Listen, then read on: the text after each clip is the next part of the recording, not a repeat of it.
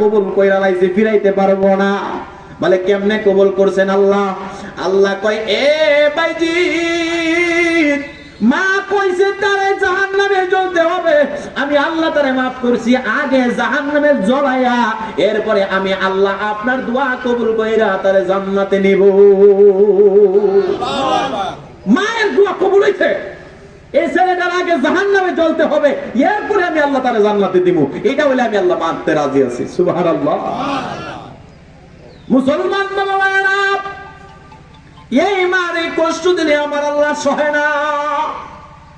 এই জন্য আল্লাহ তাআলা বলছেন, ওয়াবিল ওয়ালিদাইনি ইহসানা, বান্দা ইহসান করার জন্য বন্ধুরে আমার, মান ক্বালা লা ইলাহা ইল্লাল্লাহু ফাদখালাল জান্নাহ, কেউ যদি কালিমা পড়ে আমার আল্লাহ তারে জান্নাত দিয়ে দিবেন। আল্লাহর রাসূলকে